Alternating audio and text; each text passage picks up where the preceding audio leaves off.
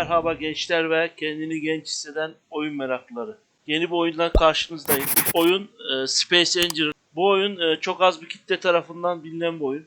Ama çok zevkli ve güzel bir oyundur. Arkada oyunun kendi videolarında gördüğünüz gibi oyun uzay temalı bir oyun. Bu video kısa bir bakış videosu. Ayarları, menü yapısının nasıl olduğu hakkında. Bunun bir serisini yapmayı düşünüyorum. Dediğim gibi çok az kitleler tarafından biliniyor. Türk serverı yok, hiç bulamadım ben. Olsa da bulamadım. Menü yapısına bir göz atacak olursak, son kalan oyuna devam etmek için işte oyun devam var. Yeni oyun, oyun yükle, bunlar var. Karakter ayarlayabiliyorsunuz. İşte karakter menüsünde karşınıza böyle tasarım yeri çıkıyor. Burada çeşitli oynadıkça açılan itemler var. Eldiven, kask çeşitleri. Oynanışı etkilemiyor. Buradan erkek astronot, kadın astronot ayarlanabiliyor. Steam kanalında Türkçe desteklemiyor diyor fakat şöyle bir durum var. Oyun yarı Türkçe. Yani tam anlamıyla Türkçe değil. Buradan kıyafet rengini ayarlayabiliyorsun. Biz kırmızı yapalım ya da turuncu. Gayet güzel oldu. Ya da bu renk de güzeldi. Kıyafetin kendi orijinal rengi. Gördüğünüz gibi üzerimizde jetpack'ler var. Jetpack'ler sayesinde ileri geri yukarı aşağı uçabiliyoruz. Yakıt olarak hidrojen kullanıyor ve kıyafetin enerjisini kullanıyor. Bunu oyuna başladığımızda ayrıntılı anlatırız. Ayarlara geliyoruz. Ayarlar zaten standart. Her oyunda aynı olan şeyler. Oyun bir tık iyi sistem istiyor ama kötü sistemlerde de oynanabiliyor. Zaten Steam sayfasına bakarsanız orada ayrıntısını bulursunuz. Burada işte oyuna katıldığında sunucular çıkıyor. Buradan arattırıyorsunuz. Görüş uzaklığı bu kadar olanı bu. Yaratıcılık hayatta kalma modu mu olsun. Gelişmiş ayarları var. Tic hasarı olsun, işte oksijen açıp kapalı olsun mu? Bu ayarlar zaten biz single başlatacağımızda bu ayarları ayrıntılı anlatacağım. Sunucudaki modları seçebiliyorsunuz. Mesela benim sunucumda diyorsun Dark Mechanic modu diyorsun, olsun diyorsun. Ona göre aratıyorsun. Ama ben doğru düzgün bir server bulamadım. Zaten oyuna kısaca değinirsem, oyunda şöyle bir durum söz konusu. Oyunda istenirse PvP şekilde takılınabiliyor. Single dahi oynasan. Çeşitli yük gemileri var. Onların dronları var. Onların dronları sana saldırabiliyor eğer açarsan. Yük gemilerine saldırıp işte bir saldırı gemisi yapıp yük gemilerine saldırıp onlar insansız tabi. Onun kaynaklarını alabiliyorsun. Yani uzay korsanlığı bir nevi. Meteor yağmurları var. Canlı konusunda birkaç canlının yaşadığı gezegen var. Onların arasında dünya var. Dünyada bir tek kurtlar var. Zaten oyun tasarım üzerine. Tasarım, programlama, yani az bir şey olsa da programlama durumu da söz konusu. İleride daha sonra değinebiliriz. LCD paneller var. LCD panelleri programlayıp çeşitli şeyler yapabiliyorsun. Sensörler var, programlayabiliyorsun. Diyorsun görüntü aktar veyahut da envanterimde olan madenleri göster diyorsun. Çok büyük böyle maden kazma makineleri yapabiliyorsunuz. Arkada otomasyonlu bir makine videosu dönüyor. Maden araçları tasarlayanlar var. Canlı konusunda o yüzden fazla öncelik vermemişler. Alien gezegenlerinde örümcekler var. İşte onlarla savaşabiliyorsun. Ben genellikle kapatıyorum. Çok gereksiz. Çeşitli silahlar da var araçlara takabileceğin. Sonuçta meteor yağmuru yağdığı zaman o silahlar seni koruyor. Hayal gücüne kalmış burada her şey. Tabi birazcık da fizik dinamiklerini de ayarlaman gerekiyor. Öyle arkaya bir tane roket taktım devam ettim olayı yok. İşte onu dengeleyecek sistemler falan yapman lazım. Roket sistemleri. İtici sistemleri daha doğrusu. Zaten videolarda görünüyor. Bu hasar konusunda biraz uğraşmışlar. Geminin hasar sistemi güzel dizayn etmişler. Oyun yükle dediğin zaman önceki oynadıkların kayıtlı olanlar. Tabi biz yeni oyun başlatacağız. Yeni oyun diyoruz. Burada çeşitli senaryolar var. İstenirse Steam'de atölyede olan senaryolar da oynanabilir. Buraya birkaç örnek koymuşlar. Bunların hepsi değişik senaryolar. Atölye bölümüne girdiğimiz zaman çeşitli gemi tasarımlarını falan buraya yükleyip gemi tasarımlarını uygulayabiliyorsun. Atölyeden indirip Steam atölyesinde. Atölye aç dediğimi direkt Steam'e gönderiyor. Kendin tasarım yapıp Steam'e paylaşabiliyorsun. Öyle bir güzelliği de var. Çok büyük gemiler, tasarımlar, madenci gemileri, yani akla hayale gelebilecek bir sürü tasarım yapılabiliyor. İstenirse o tasarım kopyalanıp kendinde kolaylıkla üretebiliyorsun. Öyle bir durum söz konusu. Oyun zevkli bir oyun ama nedense Türk oyuncular tarafından pek oynanmıyor. Pek de kabul görmüyor ama güzel bir oyun. Yani isterseniz PvP takılıp birbirinize savaş da yapabilirsiniz. İsterseniz hiçbir şeye karışmayıp PvE'ye takılıp tasarımlar yapabilirsiniz. İstiyorsanız ikisi bir arada nakliye gemilerin, diğer düşman gemilerin dronlarıyla savaş yapabilir, aksiyon yaşayabilirsiniz. Yani çok yönlü bir oyun aslında. Tam olarak hayatta kalma oyunu değil. Hayatta kalma oyunu sınıfında fakat tam olarak hayatta kalma oyunu değil. Daha çok tasarım üzerine. Bu bölüme geldiğimiz zaman oyunda gelen senaryolar var. Çeşitli ay üssü var. Bunlara tek tek bakacağız. Direkt şunda ayda üste doğuyorsun zaten. Daha boş dünyada hiçbir şeyin yok. Yalnızca kıyafetin var. Gidip asteroidlerden maden topluyorsun. Kendine bir şeyler yapıyor. En zor modlardan biri yani. İsterseniz yaratıcı moduyla girip o zaman kaynak sıkıntın yok tabi.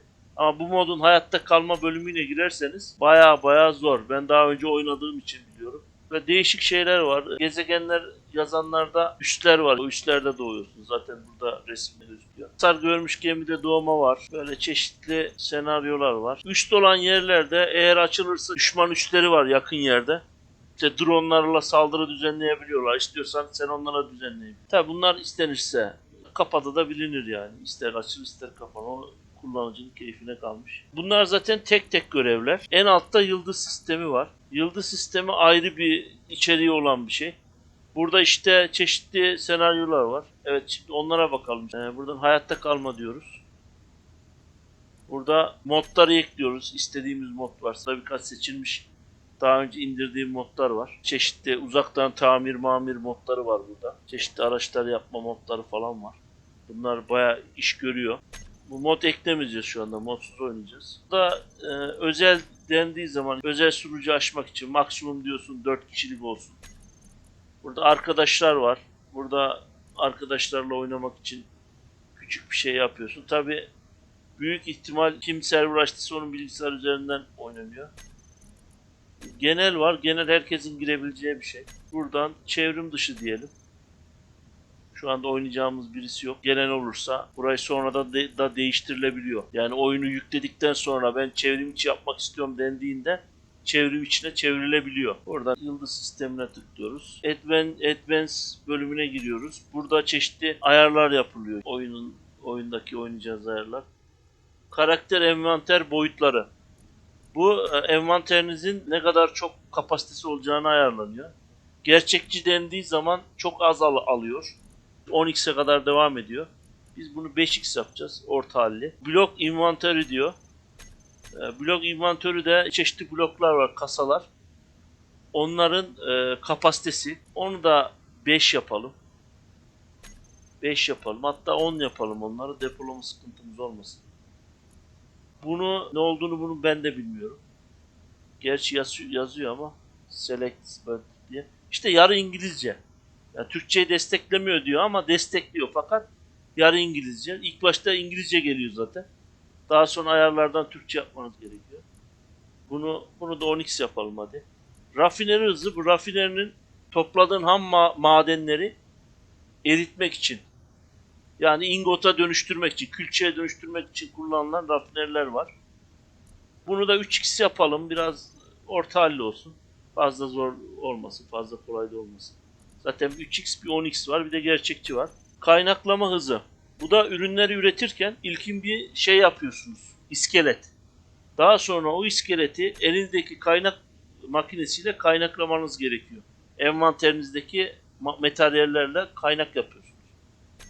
Orada zaten materyaller gözüküyor. Oyun ilerleyen zamanlarında anlatacağım.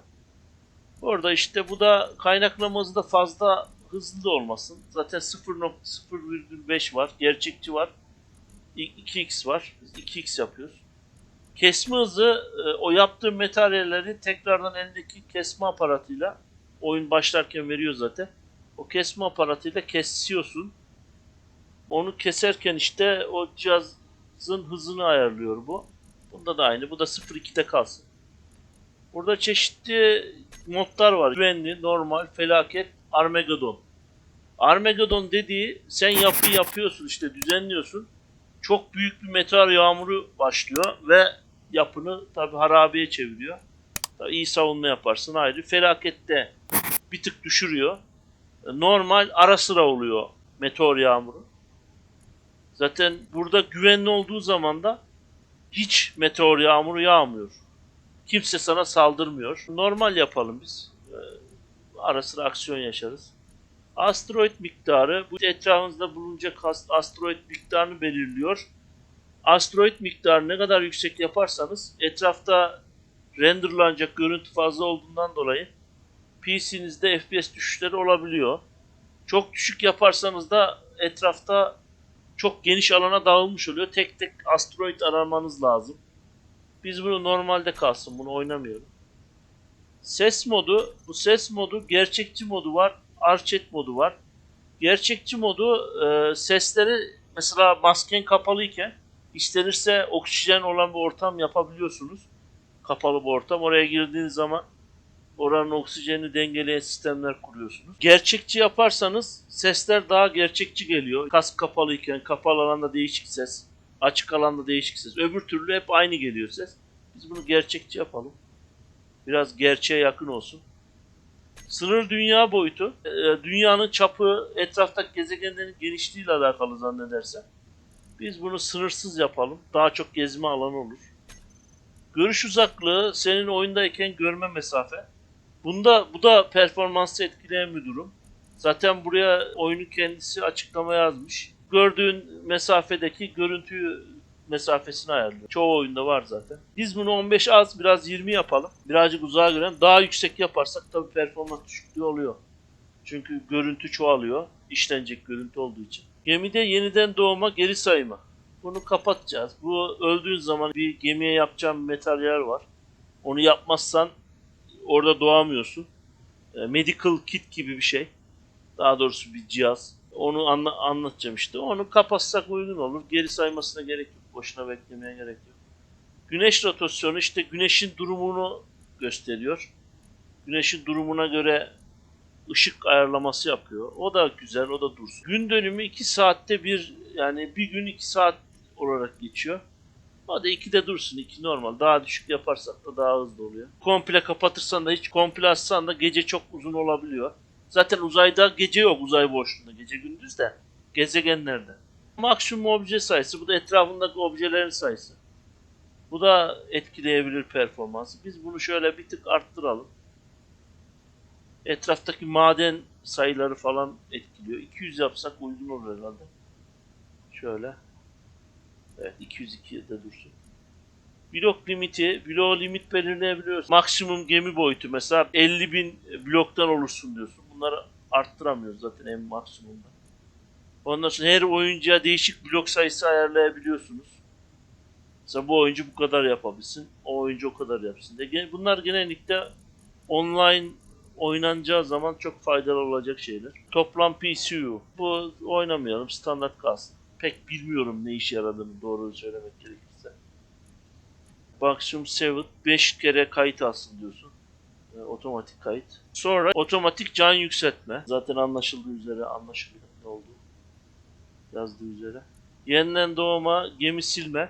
Eğer bunu işaretlersek öldüğümüzde gemi siliniyor. Oyunu sana başlarken verdiği droplar var. Uzay araçları var. Onlar öldüğün zaman siliniyor. Bunu ne yapalım? Böyle dursun ya. Öldüğün zaman silinmesin. İzleyici aktif.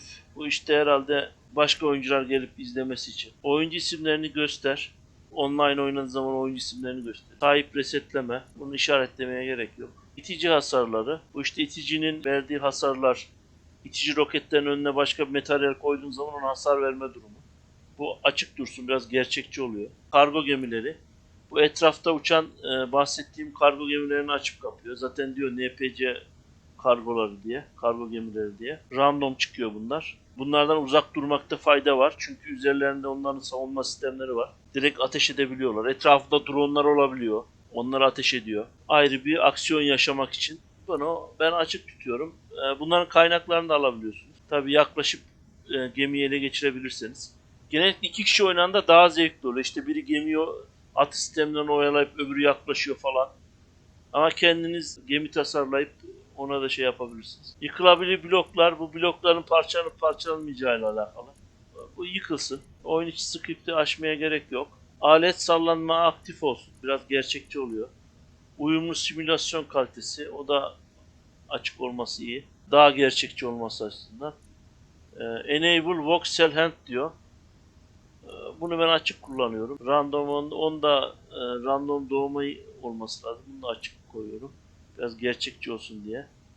Bunlar gerçekçi olması için aktif. İstersen oksijeni kapatabiliyorsun. Hiç oksijen harcamıyorsun. Yani kıyafetin oksijeni hiç bitmiyor. O da biraz gerçekçiliğini azaltıyor. O yüzden oksijeni aktif yapıp biraz zorlaştırmak için oksijenin aktif olması iyi.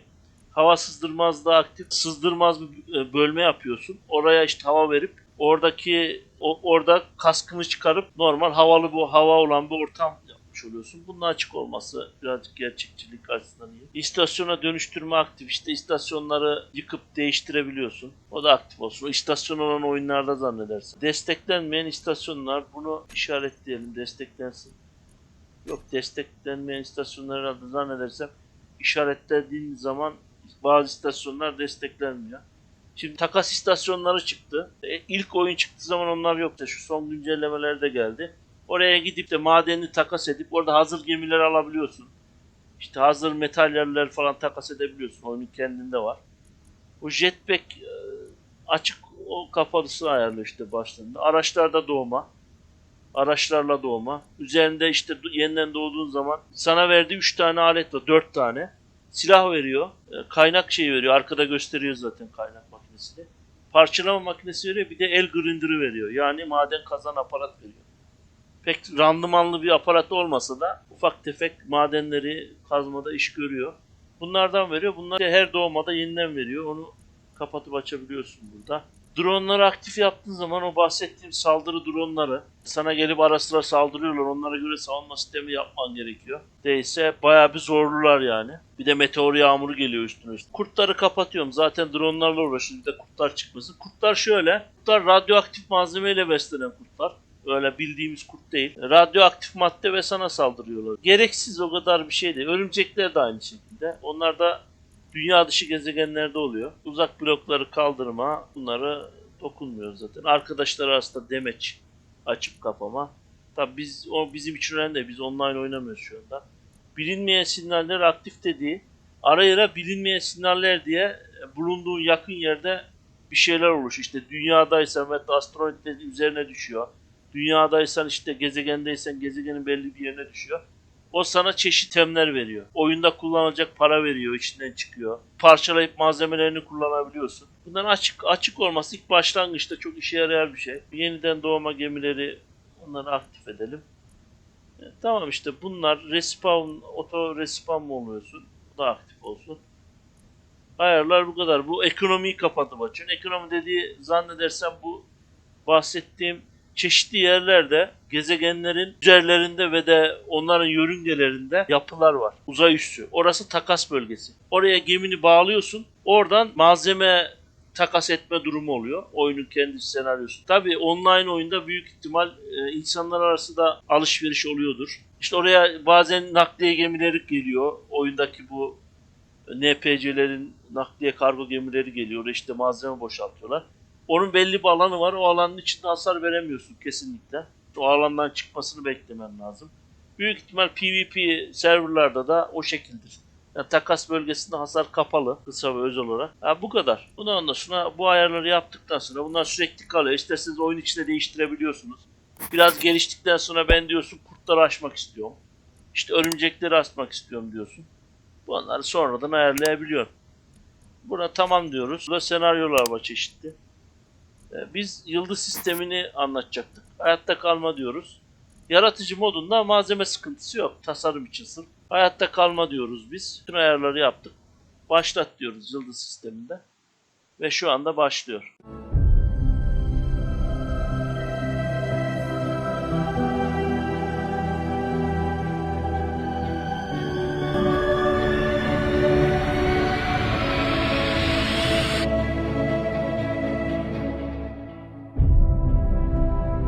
Jungle.